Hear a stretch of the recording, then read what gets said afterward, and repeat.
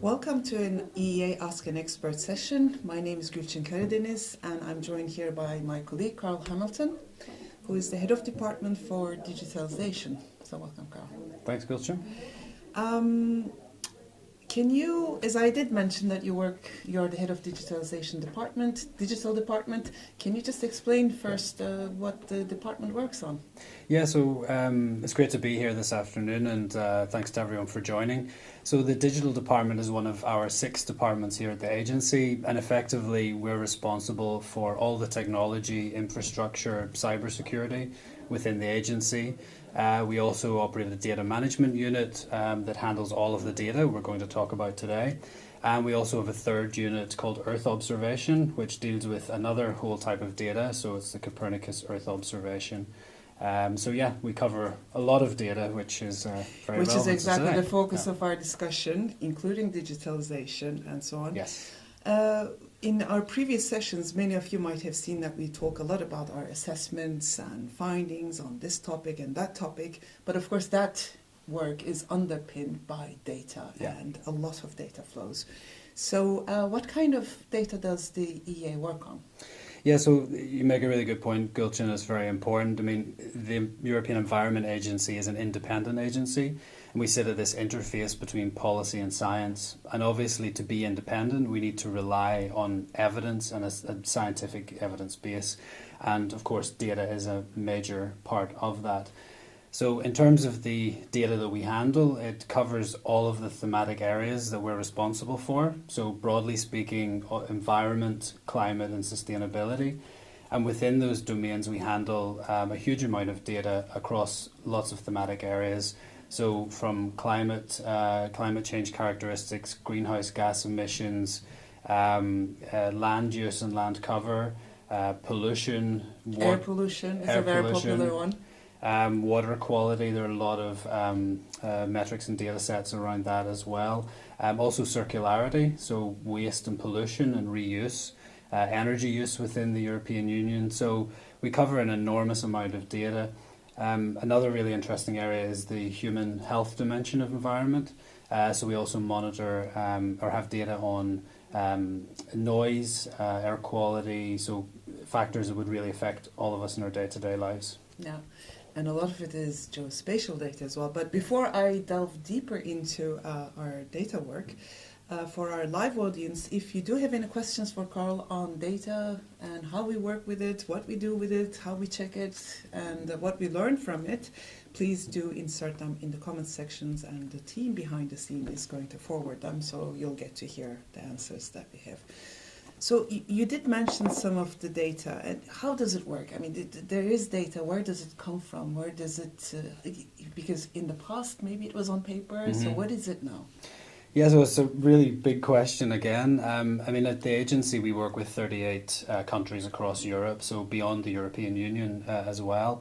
And we work with over 400 different national organisations. So you can imagine the amount of coordination and collaboration that goes on in order to make that happen.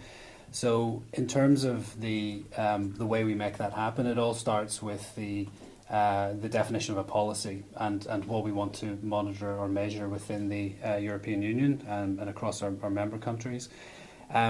And there's an entire process around understanding what needs to be measured, what the policy is intended to do, and that's really the beginning of the entire process around establishing the data. Can you give an example, for example? Yeah, so for example, when we look at water and water quality, there are lots of different factors and characteristics around water, and there's the Water Framework Directive.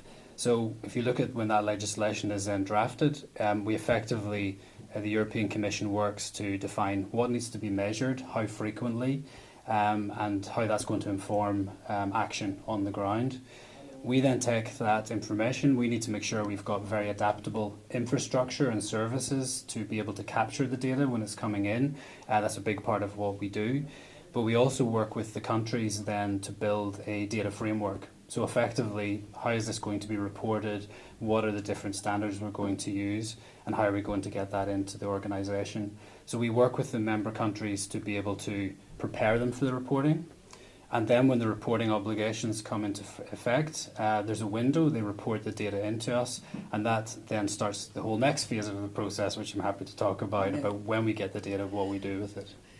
Just maybe a clarification. Is this all, real people reporting, or any automatic streams? And because on air quality, we have some data that is very, very, almost the same, hour that we check.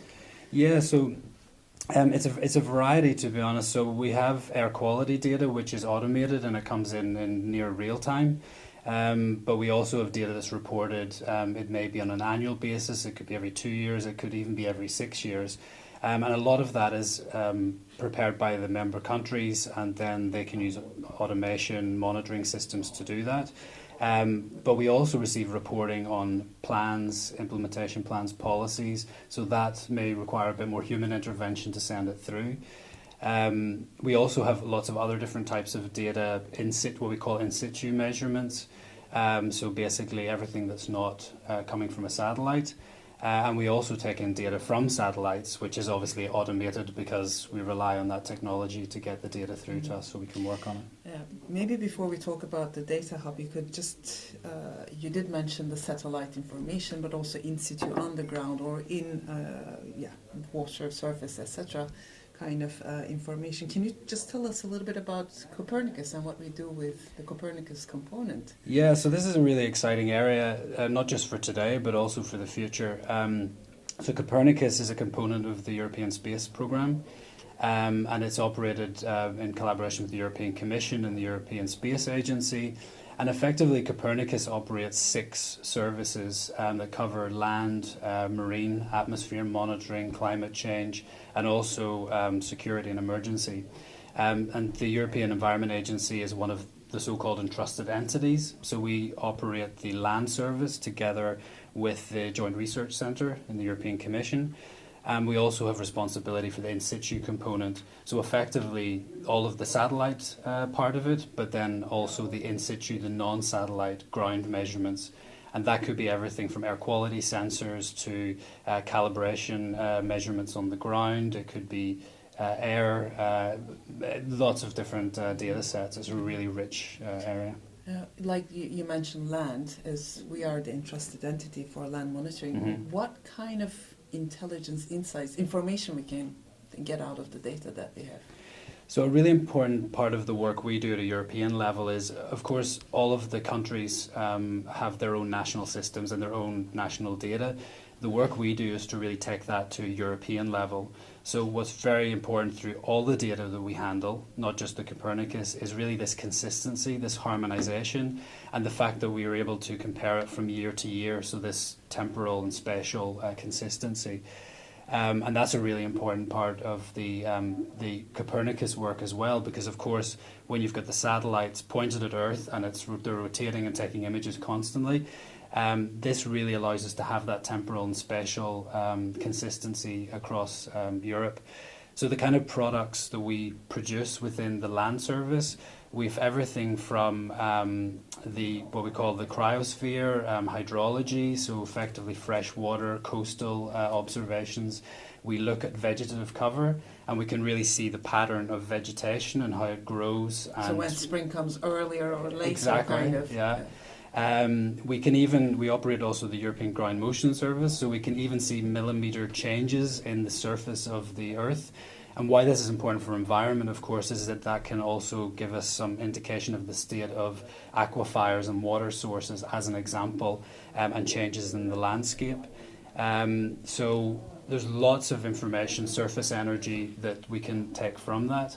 And of course, we work very closely with the other Copernicus services, particularly in our climate department, where they look at atmosphere, climate change. So it's a really vast information and data source that informs so much of the work that we do. And it's all, like all our data, available on our websites. Yes. And free of charge, and can be downloaded and used as well. This is a really important point, Gulchin. The work that we do, and it's also part of that independence, it has to be science-based, and that's about the transparency. Virtually all the data that we work with is made available free of charge. And Copernicus is groundbreaking in this respect as well, because I think it was one of the first programs on the planet that actually had such a free and open policy around data. I can see that we started receiving some questions. Before I ask them to you, maybe you could just explain a little bit about where this data sits. We have recently named it as a data hub, so we said that this information, the data was available. What is the data hub about? Yeah, so again, it's linked to making the data freely available. What's important to also mention is, of course, when we get the data in and we produce these European data sets, there's a quality control process and they're prepared for use.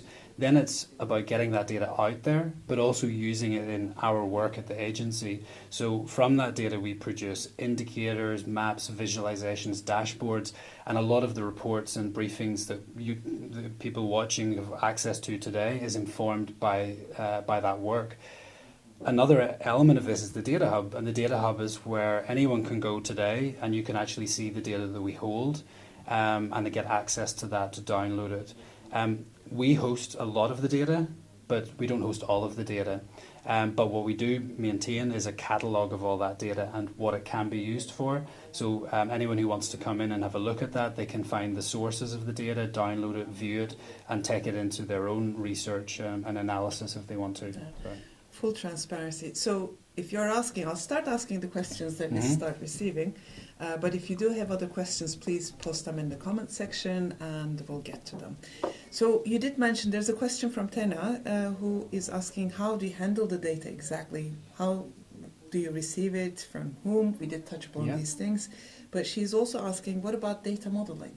Okay, yeah, great.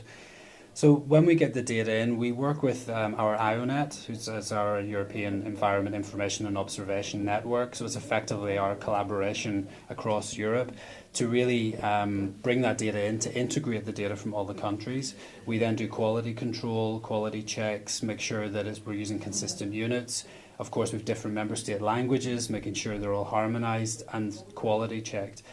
So that's how we do that, and we have and our department also provides a lot of the tools and the analytical capabilities to enable colleagues across the organisation and the network to do that quality check. Modelling is a really interesting one. Of course, for modelling, we need a lot of data, and air quality is a really good example of this. So what's available today, and anyone can download from the App Store on Android or iOS, is our European air quality app. And we've actually used modelling to be able to analyse this near real-time data and be able to even do predictions around how air quality will evolve and model that onto a map. So rather than looking at individual stations, actually seeing that as a more interactive and usable piece of information, so you can see where you live, what's the air quality now, and what might it be in an hour. We're also looking at modelling in the European scale through the Destination Earth initiative, which we may come on to later. So, yeah, this whole modelling dimension is really interesting and relevant to what we do.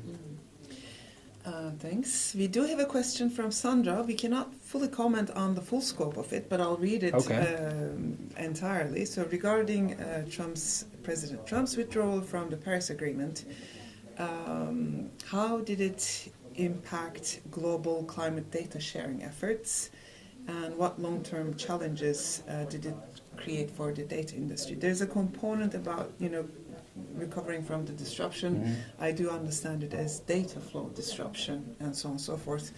Have you felt anything at that level? Because we do compile the European data and report it to UNFCCC and stuff. Anything that you can comment on? I mean, we collaborate also with international organisations and data sharing. And for example, we talked about the in situ component of Copernicus. And with the in situ component, we actually support the global production of mapping products and Copernicus products. And for that, we've got global agreements, including with the United States and other countries that help us to do that. So far, I'm not aware of any particular issues there, but it would be down to our colleagues in the climate and environment departments to say if they're feeling any effects. But I think on a European level, what we can do is stay the course with the targets that have been set, with the Commission priorities. And as you've mentioned several times, and is really important, we want our data to be out there, to be usable, to be visible, to be transparent, to be trustworthy, and that's what we can do at a European level and really lead the charge effectively at a global level. Yeah. And maybe just looking at the bigger sustainability picture, what kind of opportunities, going back to the Copernicus component and the amount of data that we get from there, what kind of opportunities do you see for Copernicus supporting the green transition in the coming years? So I mentioned, like, even today, a lot of the products that are produced really help to inform how Europe's environment and how climate is evolving. So we can do that already today. But what we're seeing is that the technology is evolving so rapidly. There are new satellites that have been launched or are planned to be launched by the European Space Agency. And these are giving us many more capabilities to monitor factors that we can't do today. So the opportunities for it to support with our environmental and climate work are major. For example, in terms of climate change and carbon, we're working to implement the so-called LULUCF, the Land Use Change and Forestry regulation, and we can use Earth observation technology to be able to see how the land use is changing and what that might mean for carbon sinks, carbon emissions, etc. What we also see with the coming legislation on soil monitoring, forest monitoring, that we can actually use current and new satellite technology to monitor parameters in the soil that we couldn't monitor today. So what's really great for countries then is that this technology over the longer term can supplement and potentially eventually replace traditional monitoring within the countries to really support them with this whole simplification and making best use of shared resources. So there's lots to come, including on water, which is a big theme and a big Commission priority. Mm-hmm. Well, we received a question from Julia, who is asking, do you believe that a national centralized platform for uploading and verifying sustainability reports would benefit both companies and authorities? Given the European Commission's initiative to establish the European Single Access Point, a unified platform for accessing corporate financial and sustainability data at the EU level, how do you see such a model being implemented at the national level? Mm-hmm. I'm not fully sure if I have background information on that and how we contribute to it, but as you mentioned, our data is available, but maybe you have some insights. Yeah, I mean, in terms of Julia's question, I mean, it's quite specific, and I probably need to come back on the detail, but going to the concept of shared infrastructures, that's a lot of what we at a European level can provide to support member states. So rather than having to build national, I mean, of course, there are national infrastructures and there need to be, but where we can actually support with shared infrastructure at the European level that actually support countries, this is where we can really play a role. Also at the European Commission with the Data Act and the data spaces, so the Green Data Space, for example, we're really supporting these acts and the implementation to create more European interoperability, more sharing of data, and at least making sure that it's all findable, accessible, interoperable, reusable, the FAIR principles. So I think in terms of shared infrastructures, it's a really important point. On the specific one, I need to come back on. Yes, definitely. We did talk a little bit about the amount of data and growing amount of data. What is the impact of such data? Can we cope with it? Do we need some new tools, new infrastructure? So you asked the question earlier about where the data sits, and the important thing here is that the data doesn't all have to sit with us. For example, on Copernicus, if you imagine all the satellite imagery that's been generated daily, vast amounts of data, but we work with the European Commission and the Space Agency to actually host that data and provide cloud analytical tools so we can point to that and integrate it into our work without necessarily handling all the data.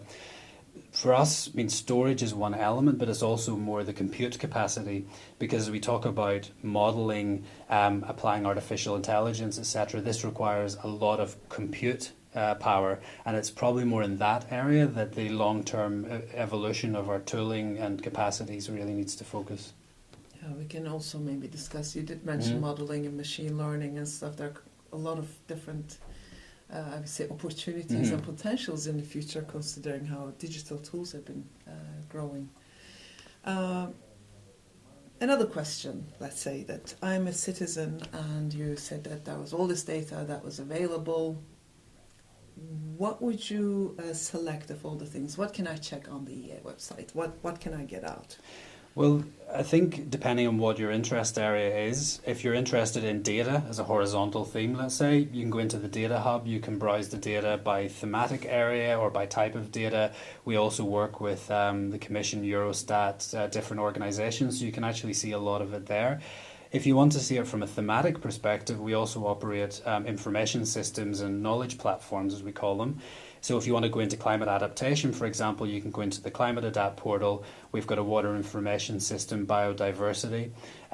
So any citizen can go in and get that information thematically relevant today.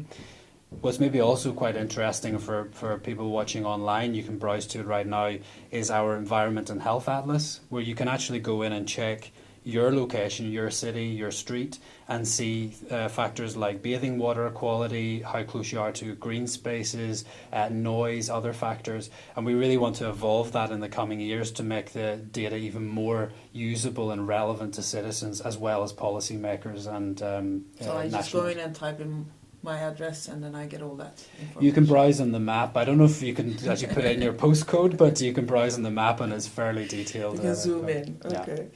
Yeah. Thanks for the clarification as well. So we did mention digitalization and, you know, maybe these apps or tools and zoom in, etc. is part of it. And many organizations are discussing, you know, digitalization.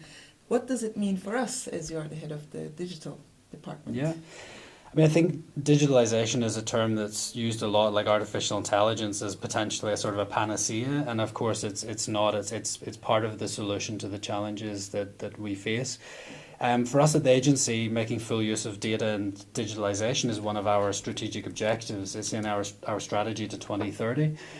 For us at the agency, we're actually in the process of just finalising our revised strategy for digital capabilities, as we call it.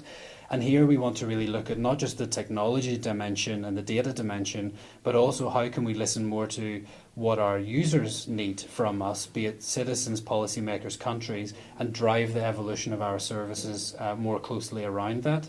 A big part of that's also innovation. I mean, artificial intelligence is a theme that's been talked about everywhere. That's another buzzword for sure. Exactly, but it's undoubtedly making a major impact and will make a major impact. So for us, digitalization is also about innovation, but being able to scale and integrate innovation. And a crucial component is also the people dimension. We can have all the nicest tools and data in the world, but if we don't have people skilled and able to actually leverage those, it's not reaching its full potential. So for us, digitalization also means preparing our people to be able to actually make best use of the methods, tools, and capacities we have. We still have a few more minutes, so if you do have questions, now is your moment to actually post them in the comments section if you want them to be answered live. AI, you said AI. What could it be? Can I just type in something on the EEA website or platforms and get what I want out of? What can I get out of it? So, I mean, AI is obviously a very broad field and it's been around for decades, even if it's sort of exploded in let's say, public awareness in recent years. We've been working with machine learning methods for quite a number of years, and that's going to be part of the data side of things. What we see now is, of course, generative AI and large language models are really starting to change the game in terms of what's possible. So while we look at it for data applications in the machine learning area, we really see a lot of potential for it in terms of data and knowledge exploration. So, for example, we've existed for 30 years and we produce a lot of knowledge and we have a lot of data. And we see that AI can help to navigate people to fact-based sources of information without having to go and traverse and search left, right and centre. We also see that it can help us in analysing policies, for example, potentially in translations, that we can actually take in more data and information and be able to analyse it and assess it. And of course, and also artificial intelligence on the European scale.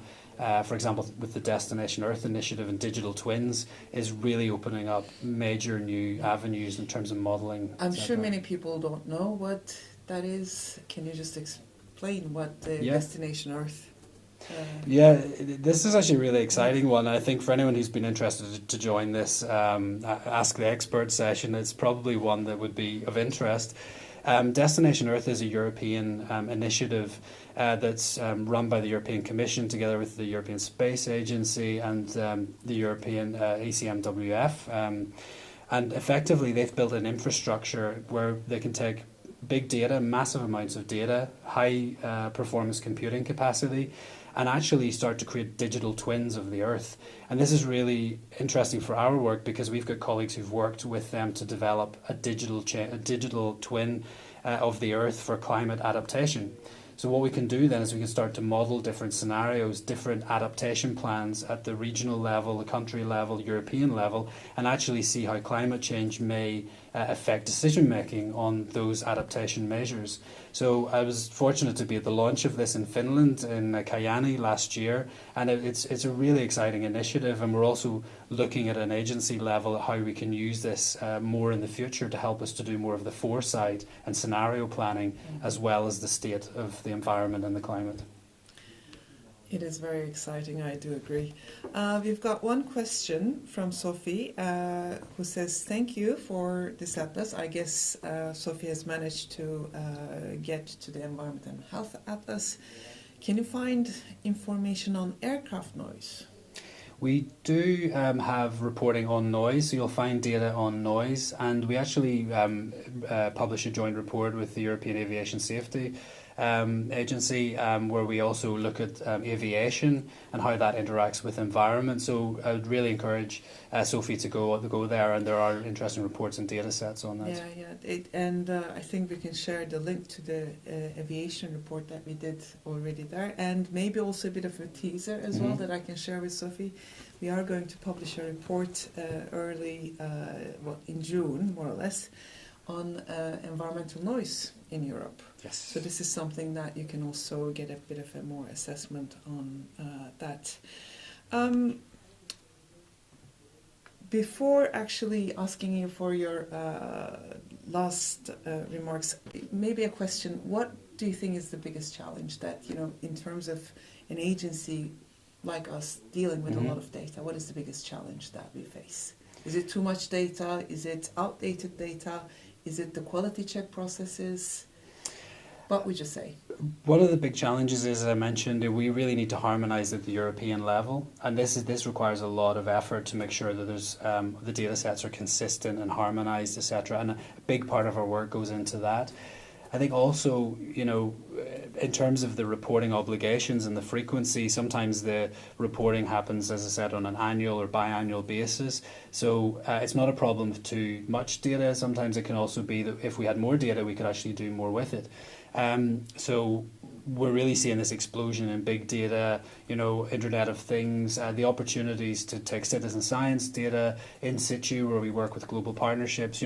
There's so much out there. It's then figuring out what's that telling us, and what's the story that we can tell about that. And of course, that's for colleagues in our thematic teams that have the expertise on that to take that and turn it into the story, the analysis, so making sense of the data. And informing decision making and policy information. Yeah. Any last remarks that you would like to share with our live audiences? Yeah, so first of all, thank you for joining the session. I hope you found it interesting. But I think, the role of data in an organisation like ours is so critical, and this transparency element is so critical. But also over the coming years, we really want to evolve this to make it much more user-friendly, much more accessible. So I'd really invite people watching to come back and check our website and see how it's evolving in the coming years. And really to spread the word about the fact that all of this information and data is publicly available, reusable, and can be used in research and, for lots of different purposes. Thank you, Carl. Thank you to our live audience for your questions and attention. And we'll be back with other Ask an Expert sessions in the very near future. Thank you. Thank you.